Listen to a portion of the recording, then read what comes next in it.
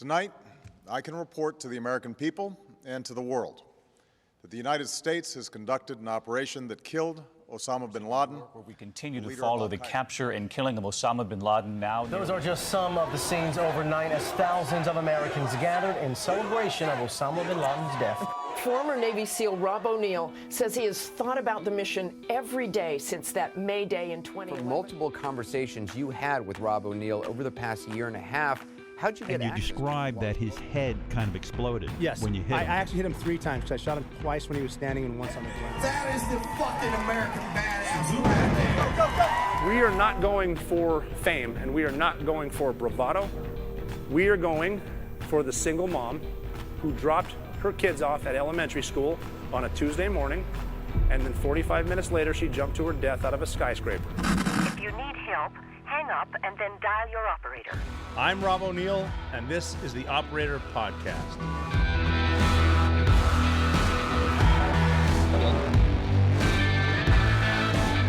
All right, here we go.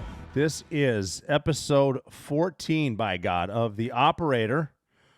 I am Robert J. O'Neill. Thank you for joining me. And I wanted to say that I truly appreciate your feedback and thank you for listening. I've had people tell me on social media at McHooyah that they listen to my podcast and they appreciate it. And I'm actually, I'm to the point where I'm taking, I honestly read your comments. Most of the comments on Twitter, not so much because, again, even though Elon Musk has taken over, there's still the bots and there's still the really hateful and mean people. And I've been shot at before and haven't had my feelings hurt like I have on Twitter. But I check them and I appreciate it. Like I said, I'm asking what you want to talk about. The Tuesday elections are over, which means no more voting. God knows how long it's going to take to find a winner because lawsuits started getting filed right off the bat, even before they started. And it's always a fun process. But I've heard less politics, please, more military, more sea stories. And I want to do that.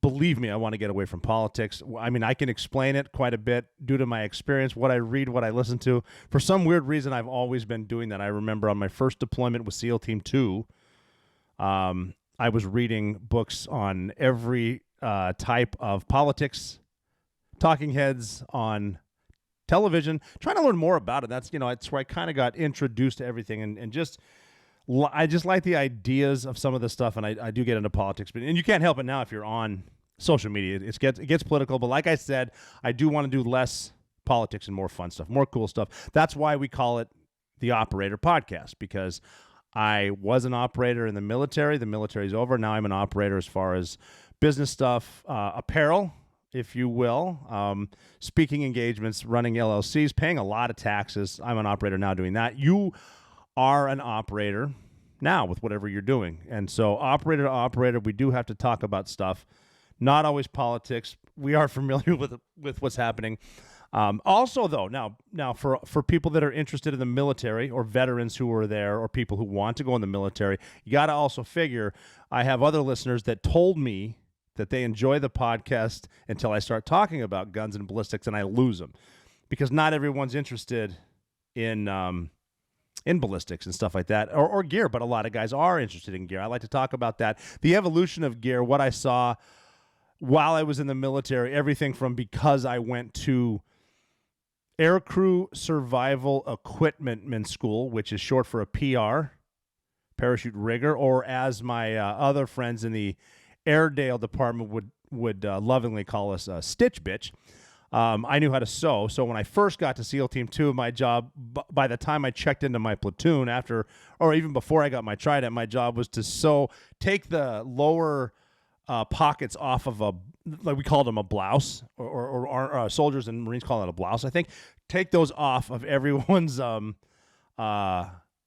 actually take the top 2 small pockets, the bottom 2 small pockets off completely, which means take the little stitches out, like they couldn't fucking figure it out, and then move the tall pockets up to the top, but sew them inboard so that when we're wearing what we would call H gear, or they call web gear, the old school Vietnam stuff, they could still reach in their pockets to grab whatever the shit you're keeping in there, and then sew the other pockets on the shoulders, and then also sew a strobe light pouch. So my job was to sew And I don't even know where I'm going with this, but that's something I did. I watched gear. It actually became cool to know how to sew because you could fix your own gear, sew your own shit. And that's actually some of the guys that left some of the commands, went and started places that make gear now for soldiers, for airmen, Marines, and for guys who go to the range and just like to do tactical shit, which is great.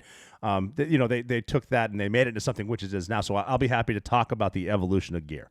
But don't want to get too much into it again because I want to have a wide variety of an audience, and I love feedback. We're all operators doing our own thing. We will have to talk politics eventually because you're not getting away from it, but we'll get into that towards the end of this one. At first, I want to go I posted that picture of me. The picture that I posted where I said I want your feedback, and I talked hunting in the last episode, number 13. I told the story of my first bull elk, and you can't see this if you're listening, but if you're watching on YouTube, look what I found. So I'm holding that Guns and Hunting magazine that came out. I got to look here. I want to say, January 1993, Guns and Hunting magazine. That's the one that my father and I were in, and that's the picture I posted before. But today, I put up a picture when I think I was a senior, so that would have been the hunting season of 1993. Whatever. The magazine is definitely 93. The other one happened at some point. So that must have been when I was a senior, and I killed a bull elk by myself. And I posted a picture thinking you guys would think, oh, O'Neill's not full of shit. He has done stuff. But instead, you fucked with me about, look at Mukuya. Look at my Instagram, and it's a picture of me with, I want to say, a 1991 or 92 Silverado truck, and I got a 6x6 point bull elk in the back. You can see the tag. I tagged the damn thing, and no one was proud of me. None of you guys, fuckers, were proud of me. It was more of a, did you kill the guy that gave you that haircut? Which, I mean, I'm in high school, man. I mean, I either go to Cost Cutters or we had a beauty academy uptown Butte, Montana, where you could go. It would take a while, but you know how when barbers or beauticians or whomever, they start off with cutting the hair on the dolls. Eventually, they need a live subject. You could get it done for free if you wanted to go and sit in the chair, and I probably did that. I'm saving $1 or $2. For crying out loud, I'm in high school and I work at McDonald's.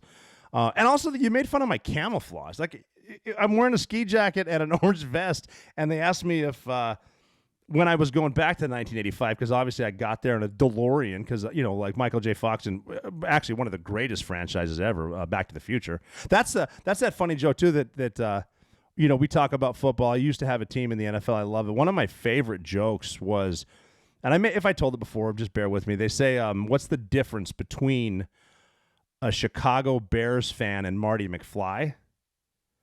Eventually, Marty McFly stops going back to 1985, which is pretty funny. So, yeah, you made fun. You're asking me how I got that, how did I sneak up on an elk with it? You're wearing orange, man. You have to wear orange when you're hunting with a rifle. And you don't wear orange because you're wearing orange not because of yourself or the elk, because someone else is out there as dumb as you are, and they might shoot you. Hopefully, they don't shoot at orange. I've seen people shoot at sound. Weird shit like that. Always be sure of your target and what's past it. Anyway, I'm wearing orange. I got the ski jacket on, and you guys just dick with me. And I was wearing an Orlando Magic hat. Like, I still played basketball. I had yet to go to college. I was going to play there. As far as I knew, I was going to be in the NBA. Little did I know at the time, I could have used a time machine. The NBA was all stocked up. Their limit was full. Just like my tag was full, the NBA's limit was full on 6-foot-tall white guys who can't jump. So I didn't make it to the NBA.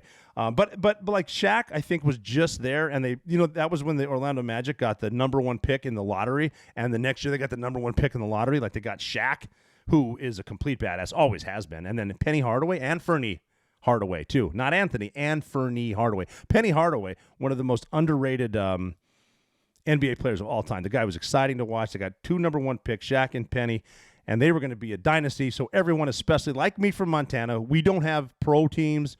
You're allowed to like anyone. We all jumped on the bandwagon. I mean, it was in between, obviously the Bulls are playing and the Bulls are great, and Jordan, but you pick up a Magic hat to pretend you're not jumping on the bandwagon. But that's my hunting stuff. We'll tell some more hunting stories too. I'm going to get up to Butte, Montana. I don't have guests yet, but when I start to get guests, I'm going to go up there for a number of reasons. The group of guys I used to hunt with, there is a story in The Way Forward, the book, it's behind me on that shoulder. If you can just hear me talking, then assume I'm pointing over my left shoulder. The Way Forward, Dakota Meyer and I wrote it. Medal of Honor recipient Marine. Got to tell some stories about that, but there's a hunting story where I went to the Powder River, which is the Serengeti of Montana, southeast Montana on the Powder River. Biggest damn whitetail and muley bucks anywhere, and then you will run into elk. So I'm going to get into that when I go to Montana and interview people. It's in the book. It's way better when my friends tell it. You don't know them yet, but you will. So I want to do a butte trip, get up there, interview Montana people. I get asked more stories, too, about someone said tell more Tim Montana stories. And Tim Montana's he's a kick-ass musician, country rock, great beard, great attitude most of the time. And they were asking me more about Tim Montana stories. What's funny about Tim is he's went to school in Butte, Montana, from Butte, Montana, but he lived in a place called Elk Park, right outside of Montana. And he didn't have running water. They had an outhouse. They used an outhouse. I'm going to interview him. Great guy. He's in Nashville now. Tim Montana, check his music out. American Dream right now is my favorite song. But I was in the video for Hillbilly Rich. All good songs. I don't know why he's not selling out stadiums, but he's from there, and I want him to tell the story. But I'll never forget. He's a bit younger than me, but the story about him was no running water outhouse, and there was a school bus, driven by the Soligob family, and I went to school with Cindy Soligob. Her family drove this bus from Elk Park, so all the dudes, young girls, young men, young boys, the boys and girls from Elk Park would take the short bus into Butte. And they would either go to Butte Central, where I went, or Butte High, where Tim went. And Tim said he said he's an ugly redhead. I don't buy it. Redheads are just ridiculously good looking. But he would take the short bus to Butte High, and there is a bunch of tough kids there. You're going to get in a fight. He got off the short bus with a guitar, so he got in some fights. We'll get some Tim Montana stories too. That was actually requested on Instagram. People want, the hunting thing. Obviously, the Butte food, the Butte, Montana food. I've dropped the pork chop a bunch of different times. I mentioned the wop chop when I did a special on Fox News with the White House's Peter Doocy. Great hair. There's an Instagram and Twitter page I think that follows Peter Doocy's hair. But I talk about the pork chop sandwiches. It's a fried boneless pork chop that's been beaten, and they serve them a few places. One of them is the wop chop, and it's because they would hit it with the thing tenderizing it, and people would hear it, and it would go wop, wop, wop, wop, wop chop at Muzzin Stands Freeway. If you're driving through Butte, Montana on I-90, which goes across, I think it goes from New York to Washington, but it crosses Butte right around I-15, which goes north and south. There's a place called Muzzin Stands Freeway, right off the highway. If you're going from Missoula to Bozeman, Butte's in the middle, and Butte's not a pretty place. Butte actually looks like it's people. You're going to stop. You're going to have fun. You'll have a few drinks. You might get in a fight. Get a wop chop. Trust me. They're delicious. Get cheese on it, and then try the spicy mustard. There's two locations for John's Pork Chop, and again, it's apples and oranges, both delicious. John's Pork Chop, they're more of a lunch crowd type crew. They don't serve booze unless you know the guy working, and they hand you a little snort in between pork nuggets.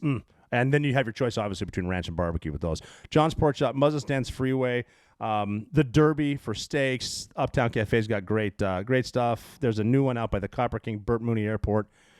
I don't fly into Burt Mooney Airport anymore because only one airline flies there, and I have been banned from them. So I do not fly Delta and never will again. But what's cool about Butte, though, is it's like a bubble, and the food's amazing, but people don't realize how amazing the food in Butte is. But they also don't realize once they leave town that you don't need to put gravy on everything. I love Butte. Food's amazing. People are great. And good sense of humor. Mining town. Love it up there. So we got into the hunting a little bit, and I got asked my favorite gun. I need to talk just a teeny bit about it. I'm not going to get into ballistics because God forbid I get into that. That's another thing, too, that if you get too much into guns, and I'm not being a smart ass, someone is better than you. Someone knows more about it than you. As the operator, to an operator, I sort of dumb it down. I was fortunate to start off. I mean, I shot a 30-06 at first. my father, my dad, Tom O'Neill, and I switched to 300 Winchester Magnum, 300 Win Mag, favorite gun to this day. Just because, I mean, you can get everything with it. My dad's killed huge ass Kodiak bears and Russian bears with that huge moose, and then elk obviously is the go-to for us. 300 Win Mag with 180 grain. 180 grain bullets, 300 Win Mag is the way I go with it. And the way that I dumb it down for myself is, all right, I mean, they can shoot over 1,000 meters with a 300 Win Mag. I wouldn't recommend trying that shit. I mean, obviously, when I'm telling the story of when I killed my elk, 1,500 meters, no problem, in high wind, not a lot of guys could have made that shot. I wasn't one of them, but that's the story. But you got to figure with something like a 180 grain bullet, when it gets out to 500 yards, it's still going 0.6 seconds. It gets to 500 yards in 0.6 of a second, you're going to be fine. So everyone always asks about where you zero it in. You want to try to find what they call your point blank zero. And then just Google that stuff, seeing where people want to zero, and you'll get everything from 25, 50 meters, 100 meters. They want to zero at 1,000. I'm a big believer in make sure your wind is good, so sight that bitch in at 25. And your wind really doesn't affect it at 25, but it will eventually. 25 yards, and then just you're getting into it, throwing the football thing. Where do you want to hit? And the way I dumb it down again is you get your 25 yard zero, and then see where you're hitting. Go out, get a rangefinder. You can get them at any pro shop. Find out how your range. See where you're hitting at 100, where you're hitting at 2, where you're hitting at 3. That's as far as you should be shooting pretty much anyway. And, like I said, unless we're at a bar later, and I nailed that son of a bitch. And then you want to get your cold bore shot, which means you shoot the next day. And the way that I would figure it is with an elk, you got like 15 inches of play for a kill shot, 15 inches on the chest. Don't take a headshot unless you're a sniper, which I am. Or 8 inches to 10 inches with a deer. So you're kind of working in the fatal funnel area, and get your zero. Do play with it, take it out, see where it's hitting. Take a milk carton one day. If you hit the milk carton, you kill the elk. Pretty much, rangefinder works. You want to know your distance. The further you get out, the more room for or less room for error there is, and then you start getting into the windage, which it affects. And then if the animal's moving, but the most important thing is know your range. And also, if you can get mil dots in a scope, know where your holds are. Know where you're hitting. Milk carton, 15 inches for an elk, you should be good to go. And that's it. With so my favorite gun, to answer your question, 300 Win Mag still is. I have one up in Montana. I need to get hunting again. Haven't done it this year. Doubt I will. But if anyone's listening that has something I can't miss, can't miss the trip. I believe me, I can miss. We'll get into that. And then someone asked me too, how did I get into sharks? Which is a good question, because we don't have a large shark population in Montana, because Montana is what we call landlocked. So there's a lake though. Get a load of this. There's a lake. So I grew up in Butte. We did have a place on Georgetown Lake, so I was comfortable sort of in the cold water, because that's at altitude. That thing still has ice on it like in May, early June, and we would water ski. So I could survive in the water, but it just wasn't my best. But there's a lake in between. So you go past Anaconda, Montana, another brilliant little town. That was one of our rivals. That's how big our world is. The big rivalry, it wasn't Redskins Cowboys. It was Anaconda Copperheads, Butte Central Maroons. And there were fights at those games. But in between Anaconda, as you're driving towards Georgetown, there's a lake in the middle called Silver Lake. And there might be, we're talking lakefront property in Montana. There might be one cabin there, and I've never seen anyone in it. There's never anyone on the lake. Nobody ice fishes on the lake. I don't know what they think. It's haunted, and they say it's bottomless, which is awesome. Check out Silver Lake. Anyway, if there are sharks in Montana, they will be there. But I was asked how I got into sharks. It was just, I don't know. Every project I had, like when you have science projects, like I'm the kid that wakes up.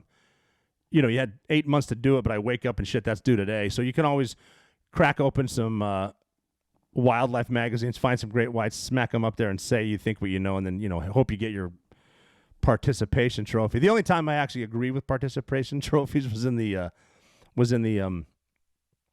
science fair, which you got the kid, you've seen him that grabs the the styrofoam and then puts the coat hangers in. He makes the solar system. Back when we had Pluto, that's small styrofoam. But yeah, so I just kind of liked Sharks. Didn't care for Jaws. Still don't. Jaws gave Sharks a bad name because, like I said, we're not on the list. But Sharks from Montana. I'm from Montana. I did know how to hunt.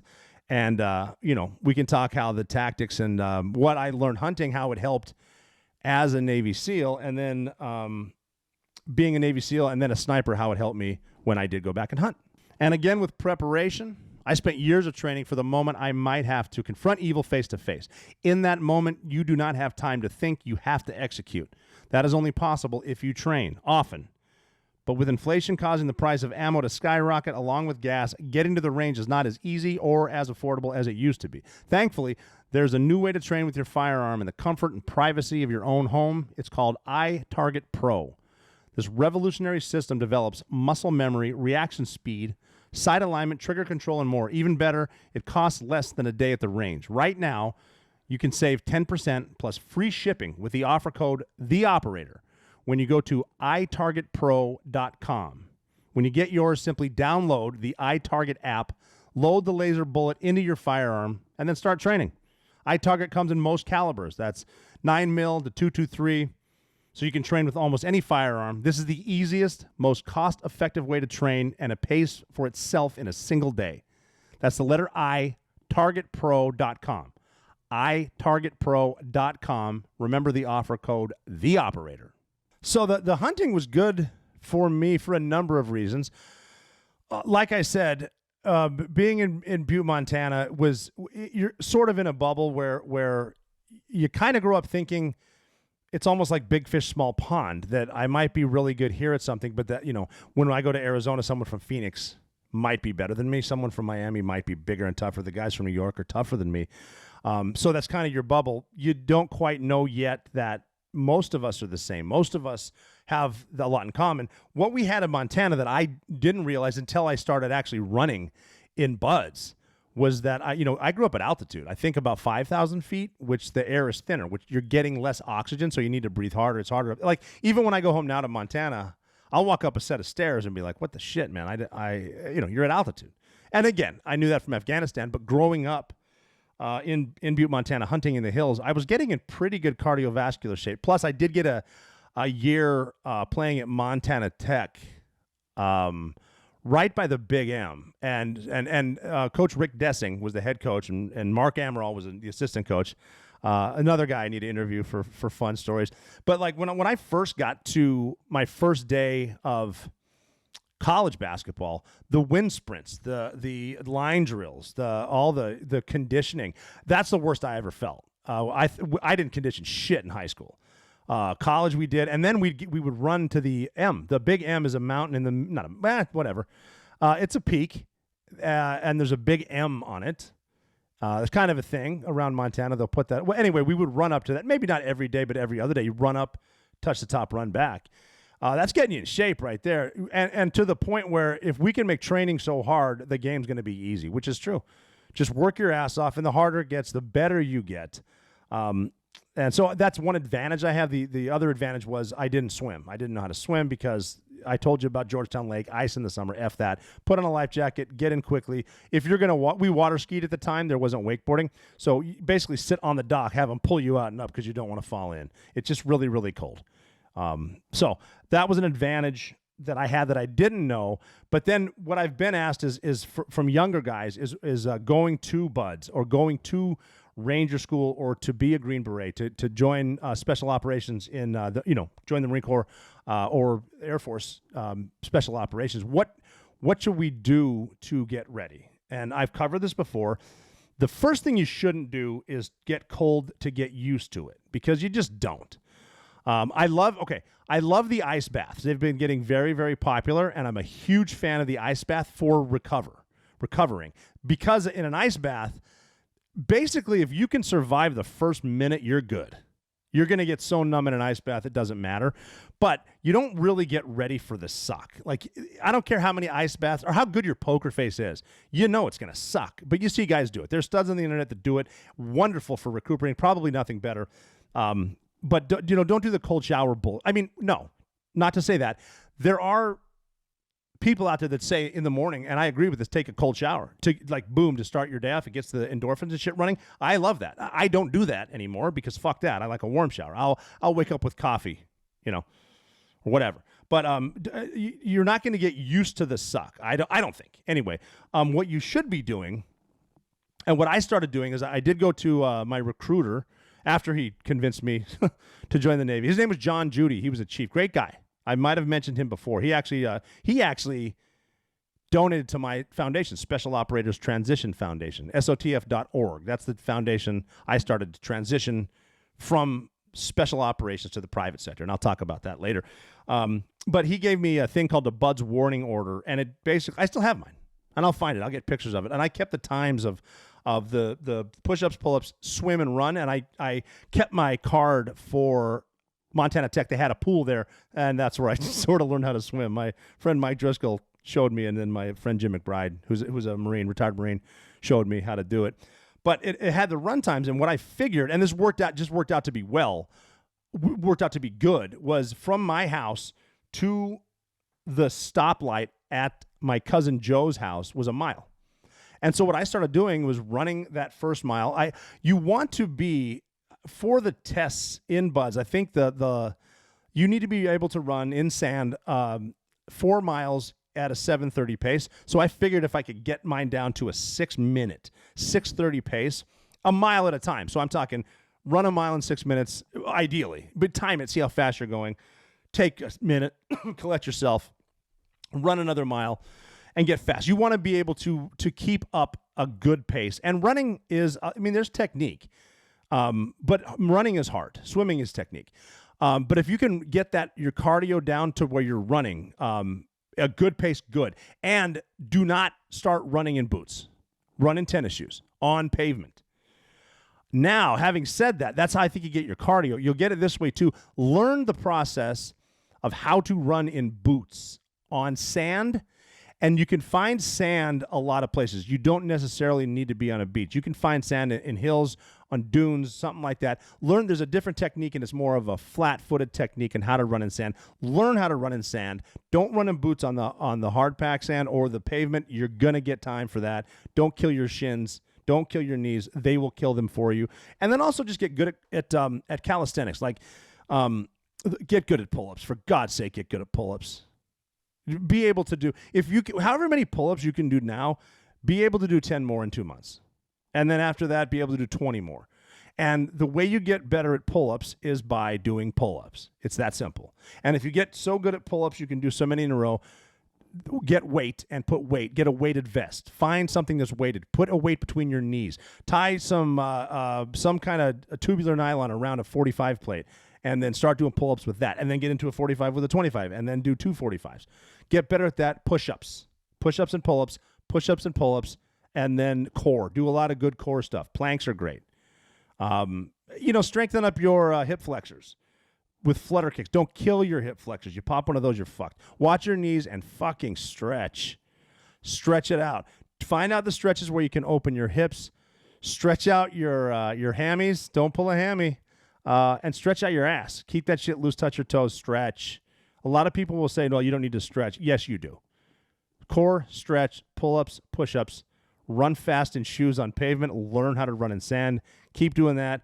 And diet, obviously. And I'm not a dietitian, but, eat well. I was like, I worked at McDonald's. I ate McDonald's. What my dessert was when I worked at McDonald's was I used to, obviously you make quarter pounders with cheese and do whatever, or as my dad calls them, a quarter cheese pounder. But we used to, I don't know how they do it now, but back in the day, you would deep fry chicken nuggets made out of pure chicken-ish. And they had this, they had a nugget drawer, like that keeps them warm. And you can pull that, like you can be walking. I used to work the counter because I'm a people person. People like me.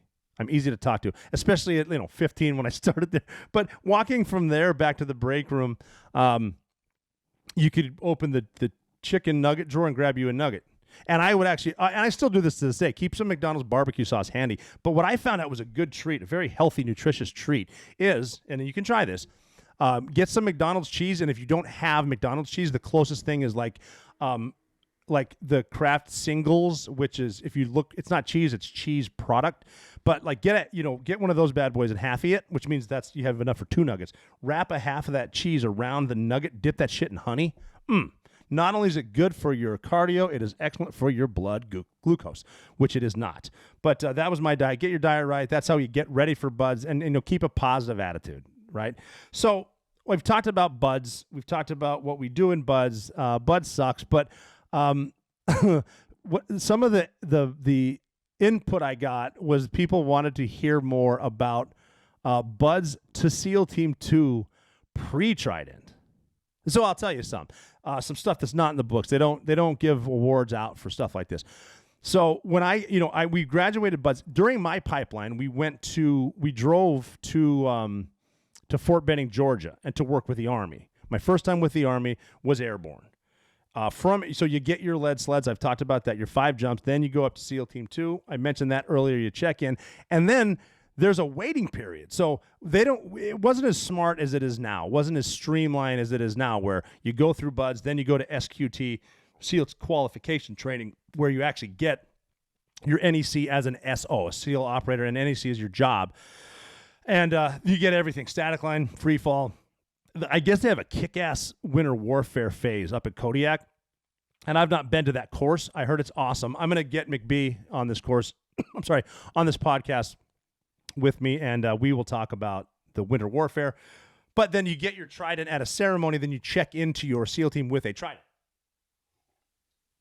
When I went through, you go to Airborne, you go to SEAL Team 2, nobody gives a fuck about you, and then you have to wait for a class called SEAL Tactical Training. So there's a brief time period in between where you're just there, and then you're waiting for an STT class. So there's nothing to do with you. This is when I learned, and this is key in life. I'm not teaching you how to be a slacker, but this works. Out of sight, out of mind.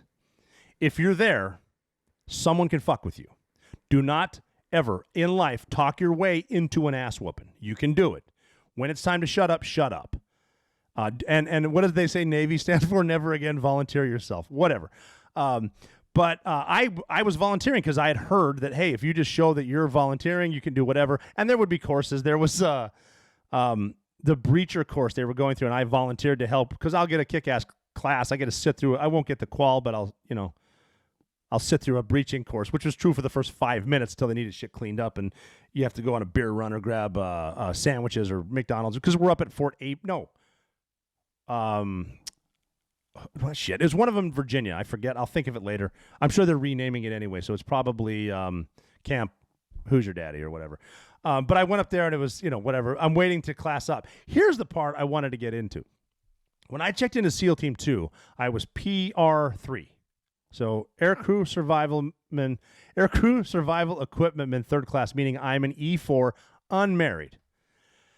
So I didn't get what they call BAH, which is Basic Allowance for Housing, which means the Navy will pay you more to get a house. And if you get a couple dudes who make that BAH, you can room up. And I know dudes that checked in, they each got it, so they've got a three-bedroom kick-ass apartment right next to Hoopla's, which is smart. But I didn't qualify for it because you qualify for it as an E5, not as an E4, unless you're married, which is what a lot of people did. There are people to this day that get married right out of boot camp.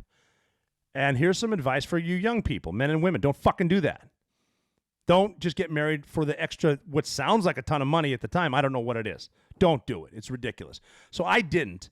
So in exchange for not getting BAH, they let me live in the barracks, the Navy barracks at Little Creek. And in exchange for not having an apartment to live in, I got a chow hall card. So I could eat at the chow hall, which, by the way, is not a bad gig now that I look back on it, because you get all your, what are your 4 food groups? Bacon, bean, lard, and whiskey at the chow hall. But we also had a bowling alley right there, and you can get a 40 for like $2. I remember at the time. I would go over there, get a 40. But I also had to walk to SEAL Team 2 until one of my friends got a car. Like, we lived there. There was 3 of us in joining. Like, so you got barracks with 2 twin beds, and then your buddies with 2 twin beds. You share a shitter. So there's like, doors connected, and your friends are over there. And we also, what was fun is we had 3 not quite SEALs, but Bud's graduates in 4 beds. So we rotated out a Navy dude every now and then, which is fun. I mean, we're all eating shit at this point. We're all in the Navy. It all sucks. And it got to the point where we'd go to work. You work out every day, and you do your thing, do your training stuff or whatever, not in a platoon, not at STT, and then walk home until someone gets a car. And then maybe you can't afford anything anyway. So you go to the chow hall. You walk. There's a McDonald's nearby, like chow hall, McDonald's. And then when you get bored, you're looking for a little excitement. You can walk, which is across the street from McDonald's, was the Navy Exchange, everyday low prices. Your family store. Go in there, get your odds and ends. Just learning Navy shit, seeing people there. I don't even think there was a food court there. There might have been. Whatever. But they did have a dry cleaner, too. You can do that. And then, the Marines lived there. The Marine Corps band was there, which was actually pretty impressive. They're good. Then their headquarters was there. We'd walk down the bowling alley was there. There's a base gym. You didn't need it unless you didn't want to go to all the way to SEAL Team 2 to use their gym. But, yeah, that was it. Live in the barracks. I had 2 buddies that lived right down the way, Navy guys. I still talk to one of the guys. On the back of the whiskey bottle there was they went through the family tree of the Beam family, so I started calling him Booker. He called me the Colonel, which is pretty funny. And I actually got my certificate. I'm a bona fide Kentucky Colonel, which is funny. But yeah, I hang out with Navy guys. We lived on I want to say the 2nd floor. I've driven past that barracks before. Like, what in the world?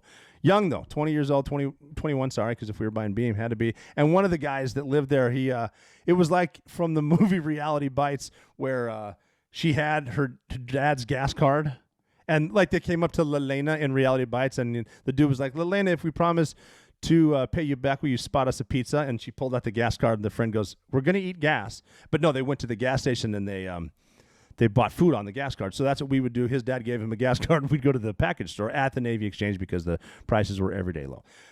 So that was that, and we would. My friend eventually, his last name was Lamb, and he got a Charger, so obviously the Lamb Charger. So now we could take that to work. He was a SEAL Team 8. Creed showed up, and he had a van that he drove, I want to say from Bend, Oregon, to Bud's, to Jump School, to SEAL Team 2. His last name was Creed. So obviously, we had the Lamb Charger with Creed. We had the REO Creed wagon. That was that, and then basically we're doing our thing until we can afford to get BAH, to eventually move out and go to Hooplas, which, we eventually did. I don't know how we you had to get a special request shit through SEAL Team 2 as an E4, and I wasn't making E5 until I get capped because that was back when you had to take the test, the Navy test as a PR to advance, and then you have to compete with other PRs who actually know what they're doing, and I didn't.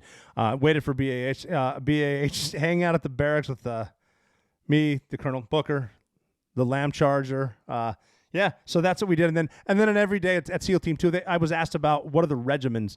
The workouts, and at SEAL Team 2 was very strict. We'd have we call it the circle jerk every day, the circle jerk PT on Monday, where you do the calisthenics, the pull-ups, the stretching, which is important. Then you do a base tour, which is a 4-mile run around the base, come back, shower up the gut truck or the roach coach.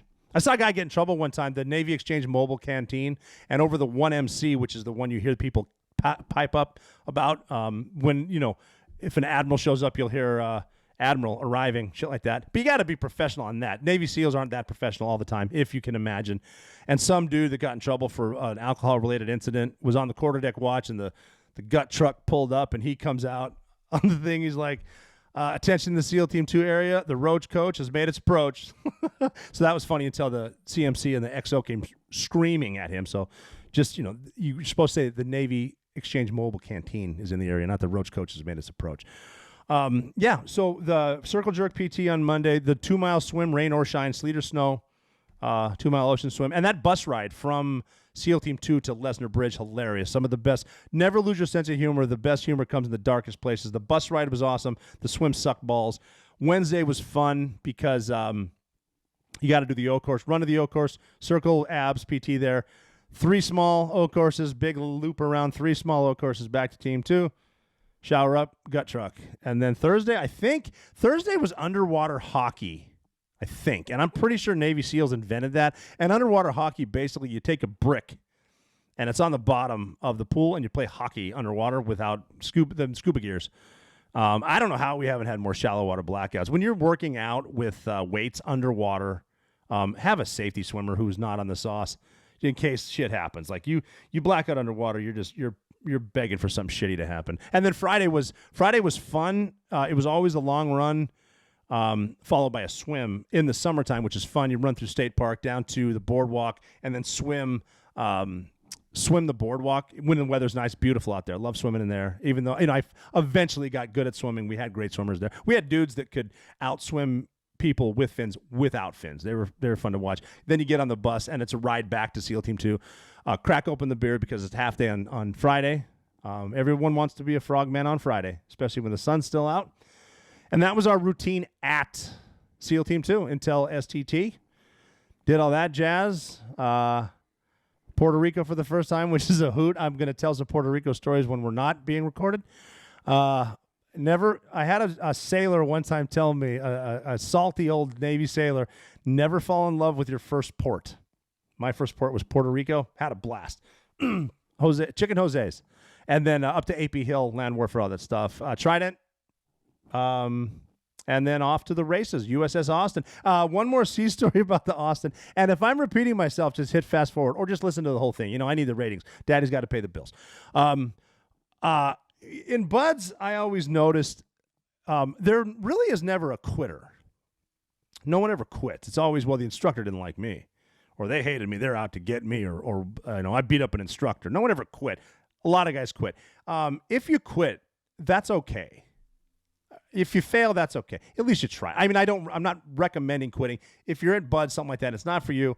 You tried. You didn't make it, but admit it if you quit. Don't live a lie forever. You quit, fine, boom. If you got kicked out, fine. Just don't tell me. Look, and don't lie to me if you're a SEAL. I know. I'm gonna know. They're gonna know. I'm not gonna lie to you about what was that saying? Hey, I'm trying to do a job up here. I don't fuck with you when you're mowing or whatever. But I was on the USS Austin, and if I told this, forgive me, but it's the first quitter I truly ever met.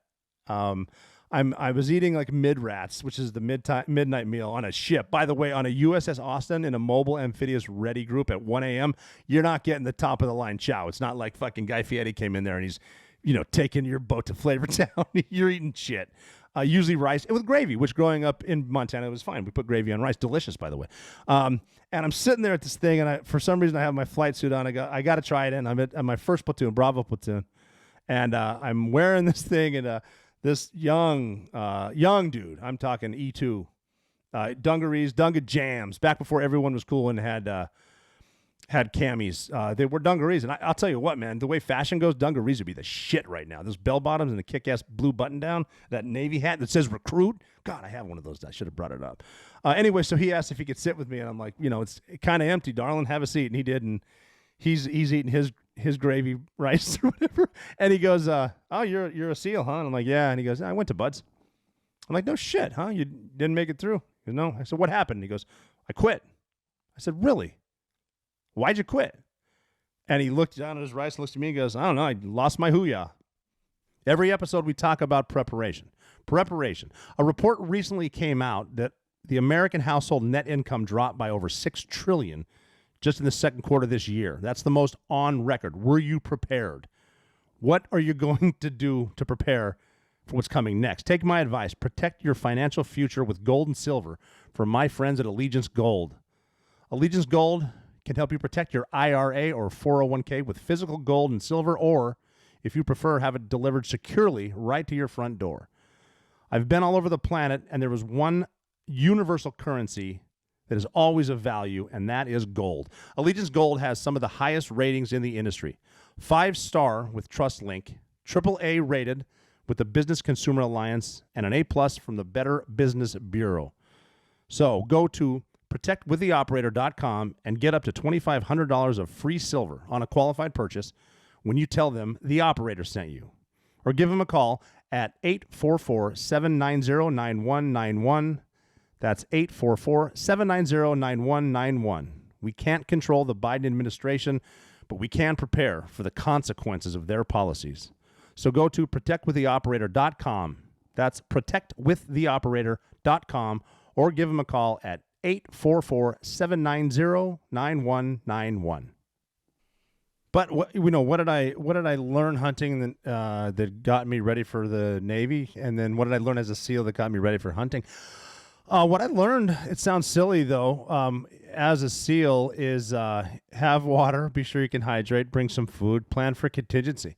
I learned also when you start walking, start humping up the hill or whatever, you want to walk cold. Don't walk warm. Walk cold, because you're going to sweat. Get the heat off you, and as soon as you sit down and stop, then you can put your shit back on. Carry a ground pad too, because the ground's what's going to suck the heat right out of you. Small ground pad, hydrate. Binos in your gun.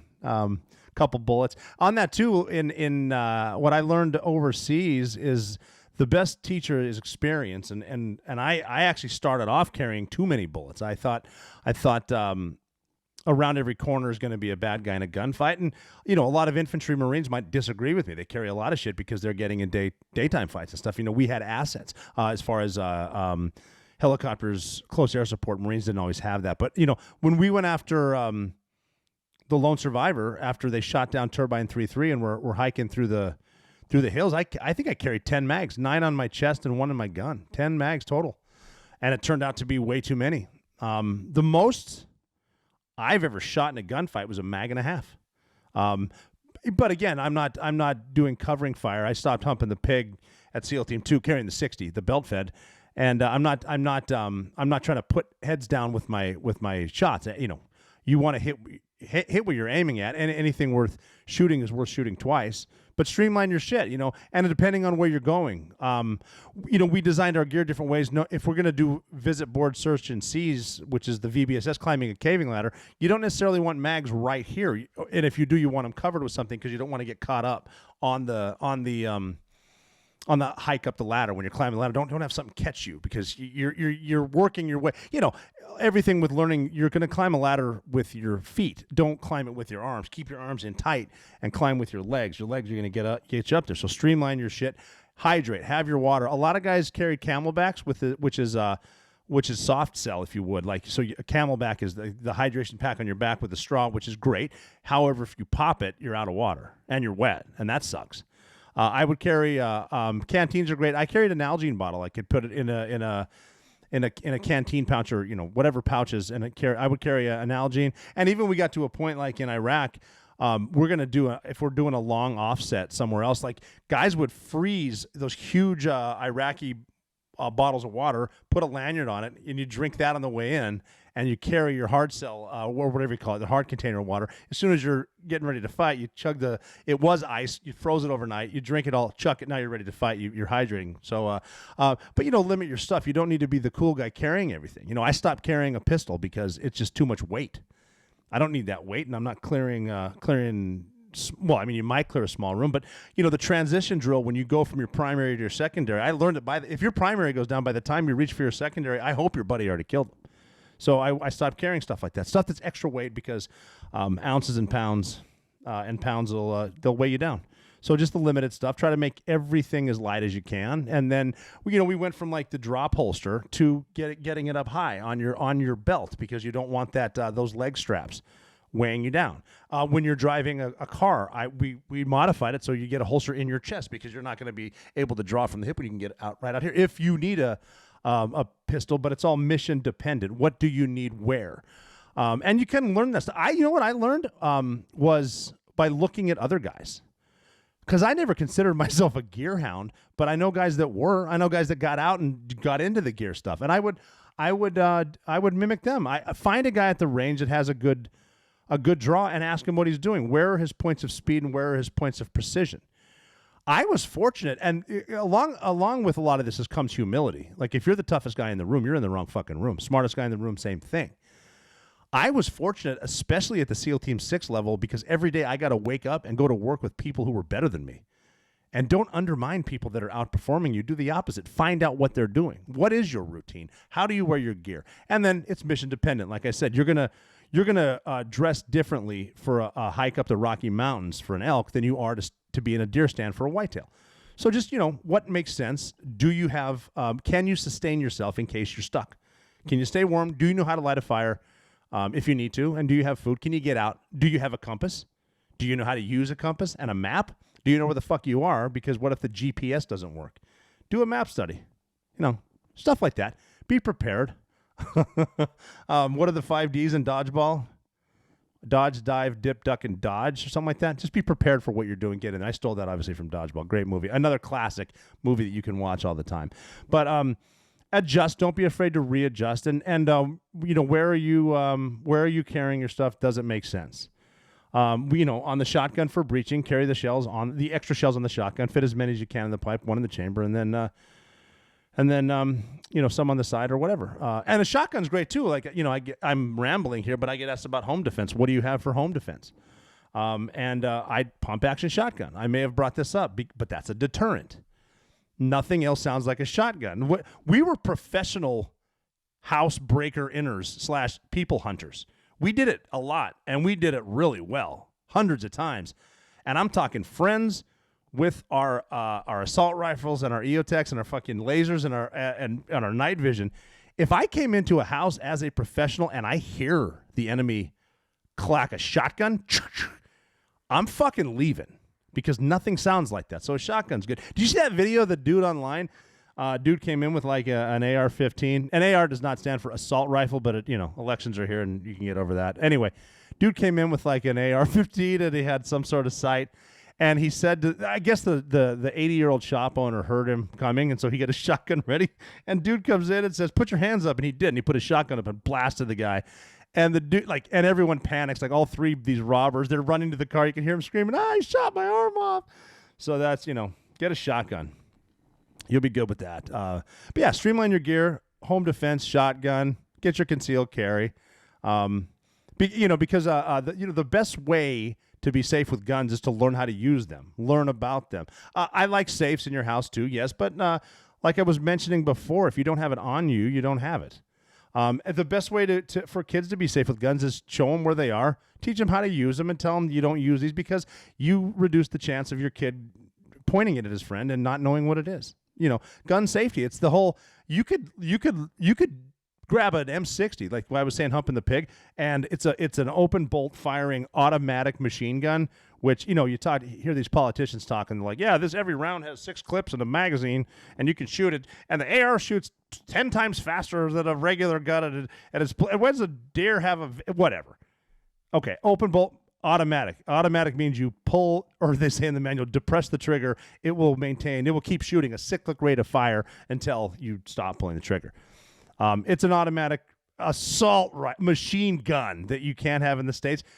Here's my spiel on gun safety. You could put an M60 on the ground, put the rounds, lock the hammer back, the bolt back, put it on fire, and then don't slam it when it's on fire. You know what I'm saying? Safety first. No, safety comes in cans.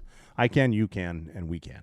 But you could put it there, put an M60 down on fire with a bullet ready to rock and roll, and a belt-fed gun with 100 rounds. And if no one touches it, it's not going off for 10,000 years. It's not the gun. It's the dude behind the gun. When I said we grew up hunting in Montana, we had guns in our trucks. Some guys brought their guns into school because I might go hunting at lunch. Then we didn't kill each other because the guns aren't the problem. It's the evil behind it. Part of my whole process about this too, and again, I don't want to get into this, but it's it's the person behind it. It's the evil behind it. Maybe it's the people are too desensitized with this first-person shooter games. Maybe we're so used to killing cartoon characters that even some of the school shooters, mass shooters, have admitted that survived, and I don't know how they survived. That wasn't my team, but they've interviewed them, and the shooters said it wasn't real until I killed that first person, and then they just kept killing people because that's what they're supposed to do. So there's a lot of evil behind it, a lot of intent, bad parenting, that whole number. But we're not going to go into that right now. Again, I'm going to some things I was asked about on Instagram, which is fun. I was asked about the beard thing. And someone asked me, why did Special Forces have beards? And the Army SF have beards in Afghanistan, not Iraq? I don't know. We had beards at first in Afghanistan, and we didn't have beards because, I'm not going to blend. If we invade Scotland, I might be able to pretend I'm from Scotland without speaking, but we don't blend in. But it's for the far recognition. And if someone local, like if you're trying to talk to locals and you don't have a beard in Afghanistan, it would be weird to them. So just look like you blend a little bit, or you act like you've been there. Far recognition when you're rolling up in the man jammies, but you also have the Newman gloves and the and your 416. As you're running in, you're gonna catch them slipping, and that sometimes a second is all you need. So the beard thing, I don't know. Someone asked me too, how did I get the nickname Black Rob? I don't know. I didn't, but I don't know. How did you get to that? Because I haven't heard Black Rob. My nickname was Nizro. NSRO, Navy SEAL Rob O'Neill. And that was simply because when I walked into the Trident, there was a guy that I worked with a red team. He just wanted to yell, "What up, my Nizro?" So I was Nizro. I don't know Black Rob. I've been asked about funny stories on Target. I'll tell more of those in the next time. There's a lot of humor there. A lot of stuff that you don't think would happen happens, and it's pretty funny. I'll get into those when we have more time because there's so many of them. But yeah, there's a few that come to mind. And then another one too. I was asked about my first kill and PTSD and stuff that comes with that. I don't want to necessarily get into my first kill right now. The feelings there. Again, that's a much deeper episode. We can make a whole episode out of first kill, getting used to killing, and then post-traumatic stress. Also, that you don't need to have been to combat to have post-traumatic stress. We've all been through traumatic shit, and it's real. And the key is just talking. Talk to someone about it. If you're having a good day, call someone. If you're having a bad day, call someone. They're having a good day, maybe. So that's real. But what I want to talk about, because this happened recently, I don't want to talk about my first kill. I want to talk about my last kill. And it wasn't a person. We had a big old bug. It was like a hybrid of a cricket / grasshopper / noisemaker, but like arachnid legs. This thing was Hoppy Hopperson around the house. And so my job in the house, I got to kill the bugs. So this thing is there, and my wife Jessica sees it. She's like, "All right, your job is to kill the bug." I'm like, "I got it." So I want bug spray because I want an advantage. I want a tactical advantage. I want to I'm looking for the base and the maneuver, but my first base is to spray this motherfucker, slow him down, then I can but we don't have bug spray. I guess we're out. And so I'm walking around, and Jess is excited, and I'm like, okay, I can do this. I'll figure something out. So what I did, I went upstairs and grabbed some stuff, and she's waiting down, and she wants to watch this. I came down. I decided I had a high-power flashlight. I had a handheld vacuum and like a dirty towel. And I'm walking over towards this man-sized bug. I said, "Jessica, get upstairs. I got this." She goes, "How are you going to do this?" And it's between the bug. The only thing between the bug eating my wife is me. And I said, "Jess, go upstairs. Sometimes justice is served. You just don't need to see what it looks like." So we talk a lot about mastering the basics. Here's one for you. We got a bit of a math problem. Only 2% of Americans are farmers, yet 100% of us eat. That's why an 8th-generation farmer founded Moink. So you can help save the family farm and get access to the highest quality meat on earth. That's why I'm telling you about Moink, and that's Moo plus Oink. Moink is a meat subscription box company on a mission to fight for the family farm. They're located in rural America, run by an 8th-generation female farmer. Their animals are raised humanely, their employees are paid a living wage, and the quality of their product is better than anything you'll find in a store. Moink delivers grass-fed and grass-finished beef and lamb, pastured pork and chicken, and sustainable wild-caught Alaskan salmon sent straight to your door. Moink farmers farm like our grandparents did, and as a result, Moink meat tastes like it should, because the family farm does it better, and the Moink difference is the difference you can taste. Unlike the supermarket, Moink gives you total control over the quality and the source of your food. You choose the meat delivered in every box, like ribeyes, chicken breasts, pork chops, to salmon fillets and much more. Plus, you can cancel at any time. Moink is helping save the rural American farm. You'll love it. I love it. Join the Moink movement today. And they guarantee, I love this part, you will say, "Oink, oink, I'm just happy I got moinked." I seriously love it. Best bacon you'll ever try. You will love it too. Keep American farming going by signing up at moinkbox.com/theoperator right now. And listeners of the show get a free filet in every order for a year. That's 1 year of the best filet mignon you'll ever taste, but for a limited time. So I'll spell it for you. It's MOINK box.com/theoperator. That's moinkbox.com/theoperator. Along with preparation, however, you are not going to have a good day without a good night's sleep.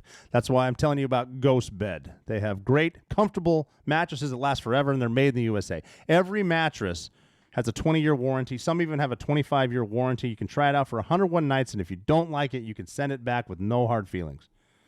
One of my favorite parts about Ghost Bed is it has cooling technology, which you usually get hot at night. Not with this. These things are a lifesaver. Ghost Bed also offers bundles, so you can get everything you need. You don't even really have to think about it. Just choose from one of their 4 mattresses, then pick your bundle. So whether you just need a mattress or a frame, or you want it all, like their cooling pillows and sheets, you can get the best bang for your bucks. When you go to ghostbed.com, you'll save 40% at ghostbed.com/drinkingbros. So that's ghostbed.com/drinkingbros. Get a good discount. Check out their other discounts. Ghostbed.com/drinkingbros. But as I mentioned in the beginning, the midterm elections are over. As far as going to the booth, there will be some contests about what happened. You know, people will bring in lawyers and stuff. There'll be possibly some redos, if you will. We saw some interesting things go down. People who have never won elections lost again. Stacey Abrams did not win in Georgia for governor. She actually admitted this time instead of widespread fraud that both sides like to say. Beto O'Rourke, who can run for anything, likes to skateboard, has never done anything. He wants to take your gun. He lost in Texas again, so he thinks he's a 2-time loser for governor. He ran for president, but he's out. Michigan is an interesting one. Gretchen Whitmer won again in Michigan, and she's one of those people that if you're watching her on TV, turn the sound off, put it on mute, and watch her talk. You can see it in her eyes. Loves lockdowns, loves all kinds of stuff she can do to your kids. But until Michigan realizes they want to change something, they're going to keep voting blue.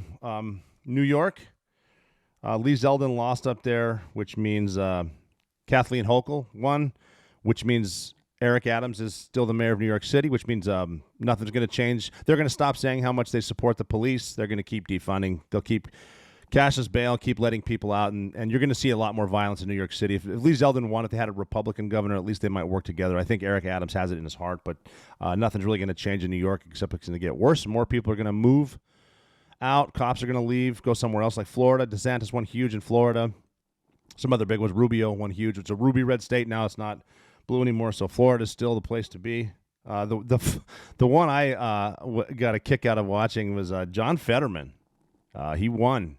He beat Oz in Pennsylvania, and however he won. That's a guy that had a stroke, and I wish he was home recovering, but politicians don't care. As long as they can get their vote in the Senate, they'll put him up there. And I don't wish a stroke on anyone or medical, bad on anybody, but this is a guy that clearly can't hear anything, doesn't know what he's talking about.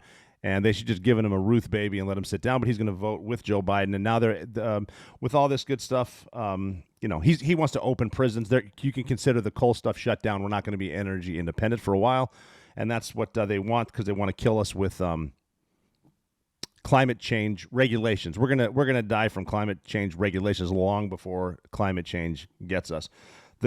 And then there's the staples that the Congress is never meant to be this way. I'll get into it. If you were interested in the political system, it was never supposed to be you go to Washington and then you have a steady job forever. Chuck Schumer won, surprise, surprise. Chuck Grassley won in Iowa, which means if he serves this full term, he will be 95 years old. That's how old he is. He's the oldest guy there. Hasn't lost an election in 64 years. And if you say that to yourself, something's wrong with that sentence. He's been campaigning for 64 years, hasn't lost, so he won his spot at 89 years old. And it's going to be the same stuff. Now they're going to get into the Congress. It's pretty much it'll be lame until they go on leave again, Christmas leave and all that stuff. They'll sign everybody back in, or they swear everybody in. There's a couple new freshmen, which will be it'll be interesting to see. But then they'll get a little work done until it's time to campaign again for the next election, which will be the presidential election. A lot more people will be running for re-election again. You're going to get with the campaign ads. But for now, they're stopped. I do like watching this stuff. The Republicans who were expecting a red wave aren't getting it necessarily, and they now are blaming Donald Trump. Everyone blames Donald Trump because they're saying he came out too early and said he came out the other day for a press conference, got off Trump Force One, and he just did that to troll. He wanted to see the media there. They all were, because he wanted to prove that if you're in the media, you're going to be hungry because Donald Trump just ate your lunch, and that's what he does. And he's going to make another announcement Tuesday. Who knows what that's going to be? It will be exciting regardless what happens. And I think if Donald Trump runs this time for 2024, this time he might be mad. So it could be interesting. Maybe he just comes out and says he backs DeSantis. But DeSantis is great. Florida's great. All that nonsense is over. And so that's that. And I'm not going to get into it unless you guys want to. This has been going on since the test of time. I have some quotes here. A quote that Mark Twain said, just to think about, because you noticed even at the beginning the voting machine started to break and they can't count some, and they're still counting, and mail-in ballots and drop boxes and all that bullshit. They're still doing it. They're going to keep doing it. 2022, we can zap your ID somewhere. They know where you're going via GPS, and you can send a package that way, but they just can't quite count the votes. So it's always been shady, always has. Mark Twain's got a great quote. He said about it, if voting made any difference, they wouldn't let us do it, which is pretty funny.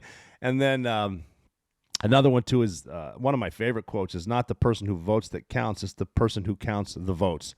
So, now we'll just get back into hunting. We'll talk about some other expeditions I've been on. I still want to hear from you what you would like to hear about. It's always fun getting those, and it gives me a lot of different stuff to talk about because I know my own stories, and you know some of them now too. But we'll talk about more stuff. Look at McHuya and follow the Operator Podcast on social media, and we'll think of some good stuff to say. But, at the end, don't let it get you down. A lot of this stuff is just it's just talk.